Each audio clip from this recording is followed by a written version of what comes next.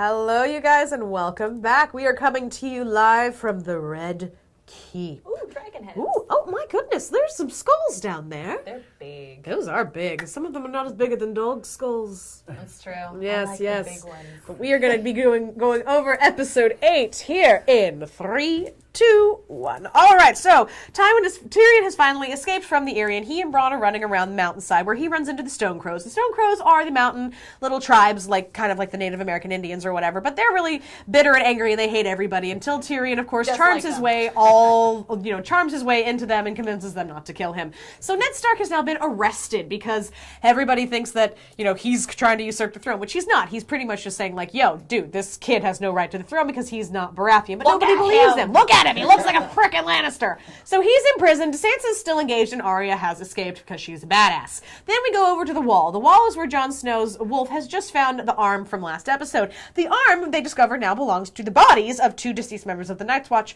who Sam Tarly actually discovers they don't smell. They've been out there rotting for a while, but they don't smell. Interesting. What happens? Oh, wait, they turn into crazy zombie White Walker people, and Jon Snow and Ghost end up saving the Captain Mormont from the evil, creepy Otto, who has now turned into a White Walker. And then we go fast forward to Daenerys. Go. So, yes, let's get away from The Walking Dead a little bit. Walking Dead. And Sunday nights. So what's going on with Dany is, so she's very disapproving of the fact that the Khalasar goes and rapes and pillage a bunch of people, and she's like, well, they're like pirates. She's like, this really isn't right. And Mormont's like, oh, well, this is kind of what they do.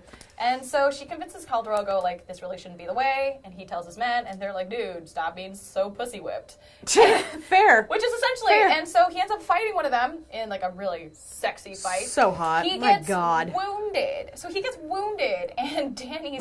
barely, but, barely. He goes into the sword because he's so cool. And Dany's brilliant idea is, oh, hey, voodoo priestess that we just rescued after you were raped and your village was pillaged by my men. Will you please save my dying husband? Don't do it. Do me a solid. And she's like, yes, I will do this, of course.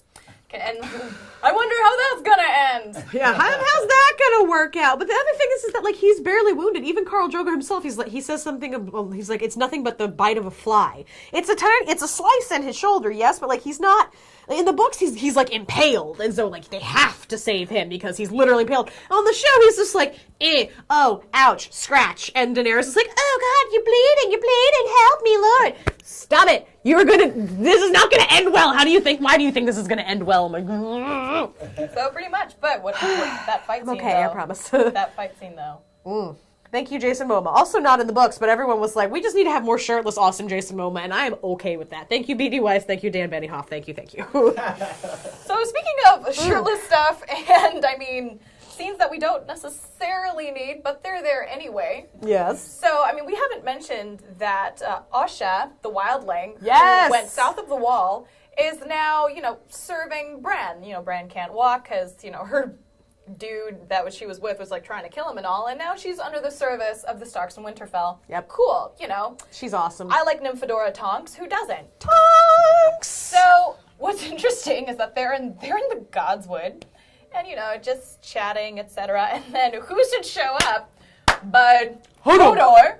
Butt-ass naked. And we're talking butt-ass naked. So I remember, and it had been a while since I had seen the first season, and then when I rewatched it, I was like, oh yes, of course. Giant penis. There is the weirwood tree that they're praying to, and then Hodor's weirwood tree. Yes. And even Asha comments it. She's like, aren't you a big boy? I was like, oh, that's a big man. So again, necessary? What is the point of that? I like Hodor. I really do. But what was the point of that? What's the point of Hodor penis? Why I don't understand. Why did he have to be naked and running into the gossip? No. Hey, there's so many unnecessary boobies and vaginas.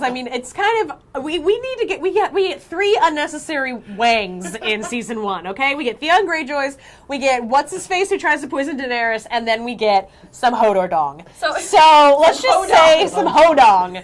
All right. I did hear that Kristen, who plays Hodor, I heard he was wearing a prosthetic. That is a rumor. It wasn't like the Marky Mark prosthetic from Boogie Nights that was purple and 18 feet long. Why do you research these things? Because I can't. Off the internet. I have insomnia. I can't sleep, and so at 4 a.m, what's better to look up? Was that Hodor's real dong? Yeah. I mean, come on now. Well, I look up similar things at 4 a.m, but not quite along that. Not about Hodor dong. No, not along those lines. I want him to come out with an album called Hodor Dong.